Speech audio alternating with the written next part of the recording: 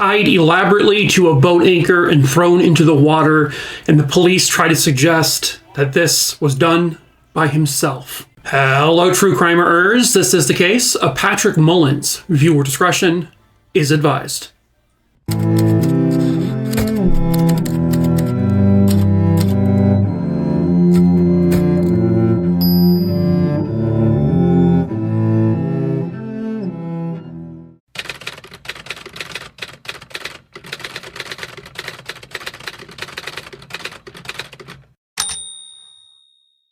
At the time of this case, Pat Mullins was 52 years old. He was happily married to his wife, Jill. They had been married since 1983, and they had two sons together. And their sons' names were Mason and Miles. Their son Mason would eventually be stationed in Afghanistan with the Army. And Miles, at the time of this case, he was a civil engineering major at the University of South Florida in Tampa. Pat Mullins himself grew up in Florida. He had two brothers and two sisters. They grew up in a really loving household. The siblings were super close. In the 1990s, Pat would be a part of the National Guard. He was a sergeant. And then after that, he would end up becoming a teacher. He taught fourth grade for about 2 decades. Then he and his wife, Jill, decided that they wanted to get their master's degree together. And they did so at the University of South Florida. And they would both become librarians. And Pat was a librarian at a local school, and every single student there absolutely loved him. He was like the best faculty member in the entire school. The library would close at like 5 or 6, but he would keep it open for an extra hour or two for students to continue studying.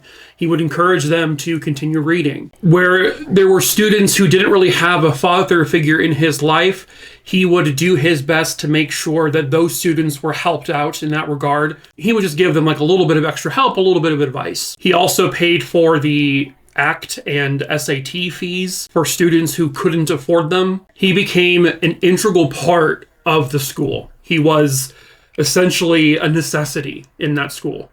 And he was just an overall really well-respected member of the Bradenton, Florida community. Pat, with his two sons, as they were growing up, he taught them about nature. He taught them about how to be kind and how to treat others. But he was also a very, outdoorsy kind of hands-on sort of father. And he would take them fishing. He would take them hiking. They would go camping. He always brought them out so they could kind of understand and be one with nature, because that's something he very, very much loved to do. Pat also could fix like any broken boat, any broken car. Like, he was just a master at fixing these things. And he taught his sons those things as well. Pat was just this kind, cautious, hardworking, devoted family man. His family was first and foremost in his life. Pat and his wife had no marital problems. They weren't, secretly seeing other people. They were, they had your typical fights here and there like every normal married couple has, but nothing major. The kids grew up well taken care of, well loved. Everybody that Pat worked with adored him, loved him. He had no enemies. There weren't any students at the school who had gotten into some kind of beef or altercations that Pat stepped in. He did not have an enemy in the world. And he was such a happy guy. He had a zest for life. He loved life. And so when this thing happens, it's just a mystery to everyone. It was January 27th, 2013. Pat he repaired boats. He also restored boat motors and stuff like that. And so on that day, I guess he was testing one of the motors that he had put onto his boat, and his boat was a shallow watercraft. He named his boat the Stump Rocker, and it was really only meant for not very deep waters. It wasn't meant for the big rivers or anything, but it was a boat that he could take out on the Braden River, and that had stemmed off, I guess, from the Manatee River, which was very, very large, and the waters were much deeper. And his boat was not meant for that. I mean, this was nothing new for him. He went on the river alone all the time. Nothing new for him. Pat told his wife that he would be home in just a few hours like normal, and he didn't come home. They had a very, strict routine in their house. Dinner would be ready by 6:30 or 7, and they're always home together by that time. But when 6:30 or 7 came along, Pat still hadn't come home for dinner. Jill felt like something was wrong, but she wasn't in immediate panic mode yet. She waited, a little bit extra time before she went to knock on some neighbors' doors, like, hey, have you seen him? No one said they had seen him. She began to make a couple of phone calls, to some friends and family. Hey, have you heard from him? Have you seen him? He's supposed to be home, but he hasn't come home yet.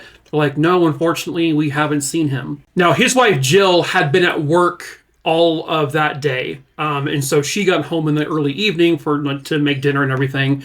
And I guess Pat was not working that day. Later, they would find out that some of the neighbors saw Pat sometime between 1:30 and 3 p.m. that afternoon, just doing some outdoor work, in front of the house. But he was in great spirits. He waved, said hello. He seemed like his normal, happy Pat self. But now he's a no-show. And so they wait a couple more hours. Still nothing. So, Jill and some family begin to kind of search the area, and they don't find him. They go to where, the river where he normally would dock and undock, and his boat wasn't there, and he wasn't there. They searched along the river. They could not find him. And this was now becoming very concerning. And then the following afternoon, his boat is found. The boat was found in the Egmont Channel, I guess, by just some fishing boat that was in the area. And the boat was just drifting. There was no one in it. There was no one swimming around it. There was no sign of life anywhere near this boat. And so they call the Coast Guard. They end up bringing in the boat to dock. In the boat, all of Pat's belongings, his hat, his sunglasses, his normal stuff. But what was missing, obviously, was Pat and the anchor, and it looked like a rope was missing as well. But in the boat, again, no sign of a struggle, no altercation. And when one of his sons who had come back from school to help look for him, well, when he saw the boat, he noticed that there was this faint red mark across a portion of the lower portion of the boat. And they're like, well, that's unusual. His boat doesn't have red in it, and he always kept, his boat in good condition. If there was any kind of random paint like that, Pat would have gotten rid of it. And they said, we see this boat all the time. That red paint has never been there. All of a sudden it is. So they're kind of questioning, did he hit something? Did he strike another vessel with red paint on it, or that was painted red? They weren't sure. But based on where his boat was found and using the currents, they kind of backtraced and searched along the river and, the bodies of water where the boat would have traveled. And they found nothing. They didn't find Pat. They didn't find any articles of clothing or anything like that. And they also thought it was weird because based on where his boat was found, it was in a rougher area in terms of the seas were rougher, and that his boat wasn't meant for those seas, and that he had never taken the boat out there. So they felt like something had to have happened in the Bradenton River, and then the boat just kind of continued to drift. The other thing to note is that the key for the boat was in the ignition and it was turned on, and the boat was completely out of gas. So they believe that something happened where Pat was no longer in the vessel, but he still had the boat on and in, regular drive mode or whatever the heck it is. And then whenever this thing happened to him, the boat just kept going, and it just eventually drifted until it ran out of gas. And then 8 days after this, a local charter boat captain found a body floating in the water. The body was in a pair of jeans and a t-shirt, and it was only in one shoe. The other shoe was missing. And wrapped around this body, and this was a male's body, was this intricate knot. These ropes was tied around the body, and attached to the rope was an anchor. The anchor had gone down 10, 15 feet into the water, but it was because, when a body is decomposing, even in the water, even if it's anchored down, the gases that build up during the decomposition will cause the body to begin to float, and that's what happened. But the ropes that were around the body was just so complicated. It was wrapped around his waist, kind of underneath his legs and arms, and it was wild the way it was wrapped up. And it was obvious that this person had a portion of their head basically was gone. Something happened, some kind of trauma to the head, gunshot, blunt force trauma, something. And so they brought the body to shore, and they looked into the pockets. They found a wallet, and the wallet had an ID, and the ID was for a Mr. Patrick Mullins, later to be confirmed through fingerprints as the remains of Pat Mullins. When the body was brought to shore, when there were news people who had arrived and other onlookers, The sheriff's department, who was there with the body, basically told them from the get-go, immediately, yeah, this was a suicide. He ended his own life. Based on the medical examiner hadn't even gotten there yet. Hadn't even seen the body, hadn't seen anything. But the sheriff's department was telling people this man ended his own life. Even though he had ropes tied around him in an intricate way, he was tied to an anchor, and he had this gigantic wound to his head. The other thing is that when they found Pat's boat, there was no blood in the boat. There's not a single drop. So if Pat had somehow ended his own life while in his boat, where did the blood go? Because there's a big gaping wound. So once Pat was brought to the coroner's office, now a medical examiner is actually looking at the body, they determined that Pat had died from a shotgun blast to the side of his head. There was, I guess they found the entry point, and then there was like these pellet wounds, I guess, on the other side of his head. It was done at relatively close range. Pat didn't own a shotgun. There wasn't a shotgun found on the boat. There wasn't a shotgun they ever found in the waters.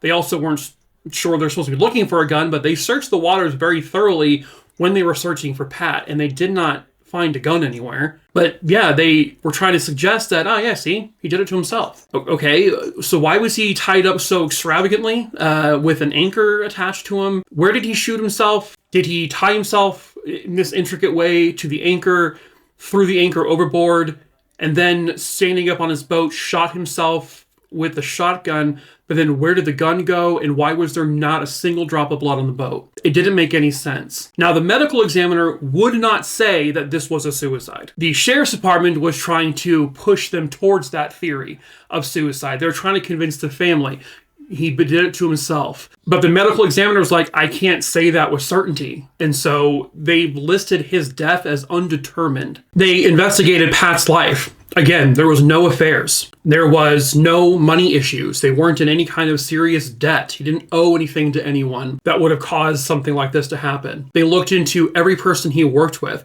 every person, the students at the school. They could not find any reasons, anything that would have led to him being killed by someone. But they also couldn't find any reason at the same time why he would have done this to himself. Pat was extremely happy. He was in a very good place in his life. His marriage was fantastic. He had 2 really wonderful sons who were being very successful in their lives. He had a great career where everybody loved him. He had no reason to just suddenly, out of nowhere, do this. He wasn't dying of anything. He didn't have any kind of diseases where he's like, I don't want to die that way, so I'm going to do it myself. Nothing.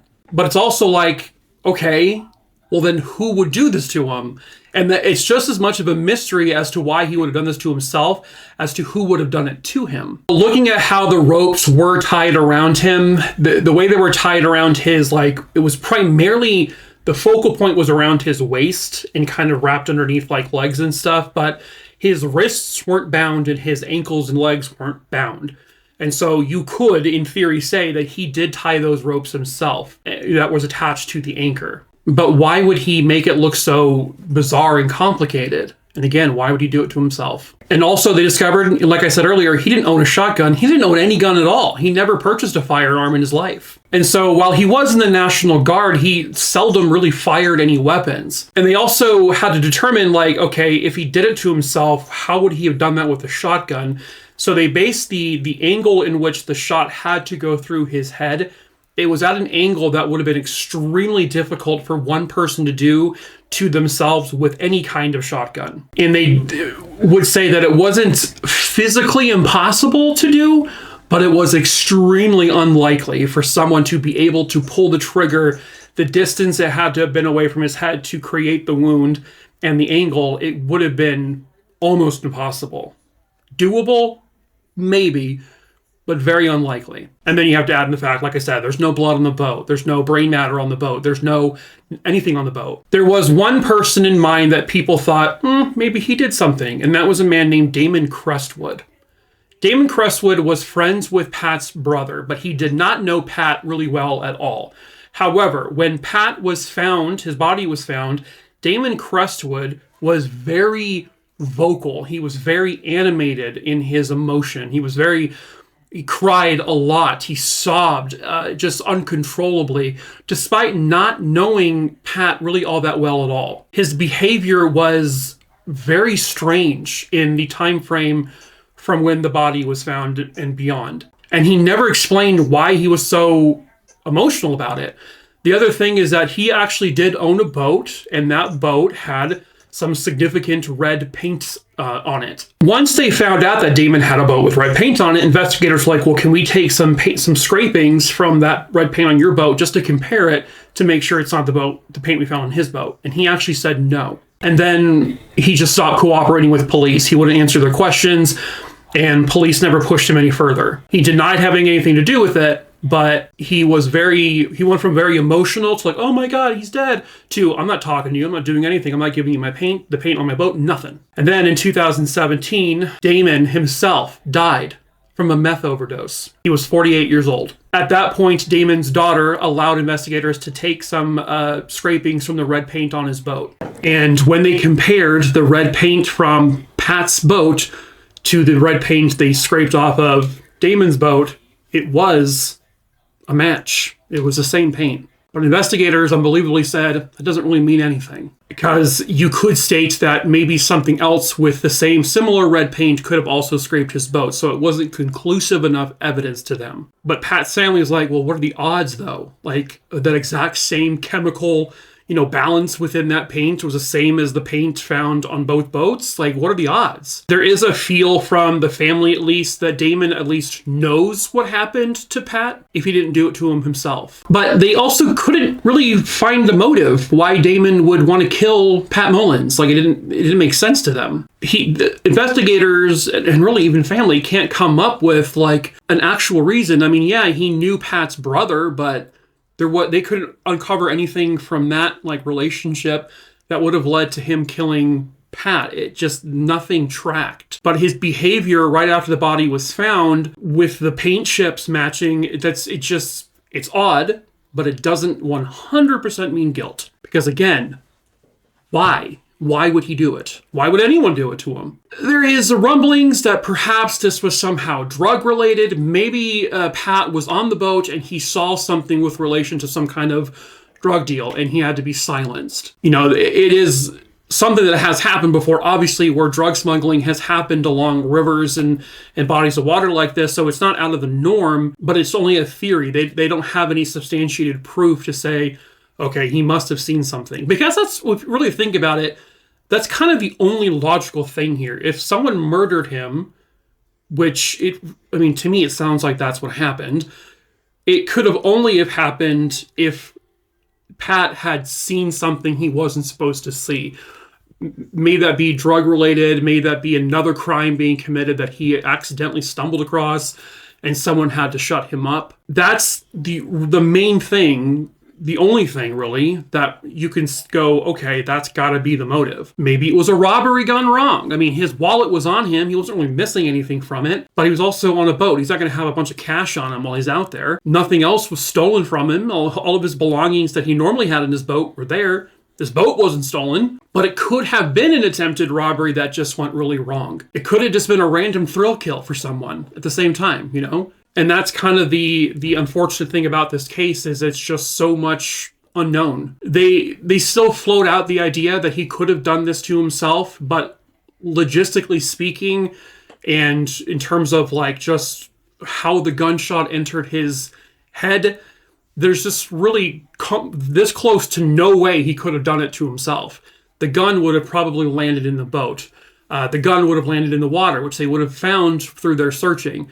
There would have been some blood in the boat, but there was none. His key was in the ignition. The boat was turned on. It was still running, indicating he was maybe caught off guard by something. It really does sound like murder. But was it murder? It's unknown. Did he do it to himself?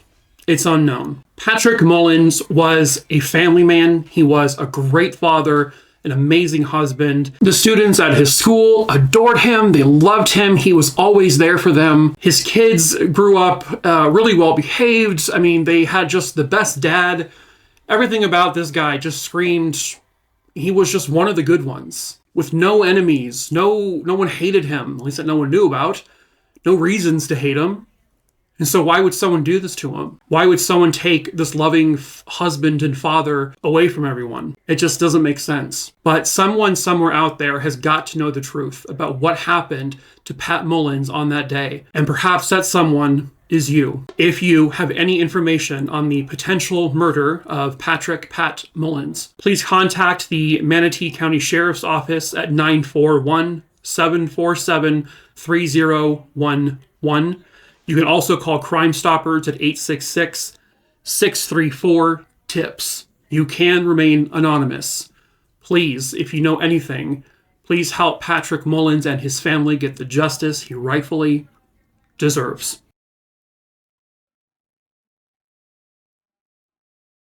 But that is it for this case. True crime, a Rooney, a Dooney, a Dingleberry Dongs. I hope you found it interesting. As usual, if you are new here, hello, my name is Mike. I tell true crime stories here on YouTube, obviously, several times a week. So if you're into that kind of thing, please subscribe, hit the like button below, hit the share button, share it with your friends, and also hit the bell to be notified whenever I post a new video. I also tell short form true crime stories over on TikTok. You can find the link to my TikTok pages in the link tree in the description of this video below, and in that link tree you'll also find my case list. The case list has about 6,800 names on it. I pick my cases each time at random, but if you scroll through the list, it's alphabetical for the most part, and you don't see a name on there you want me to cover, send me a really quick email. My email is also listed below. Just send me the name of the case, where it happened, and when it happened. I'll add that name to my list. Like I said, I pick them at random, so I can't promise you when I'll cover your case, but I will get to it eventually. But that is it for this video, True Crime Roonies. So until the next case, ta-ta for now. Ow! Ooh. Ouch. I hit my wrist. Okay.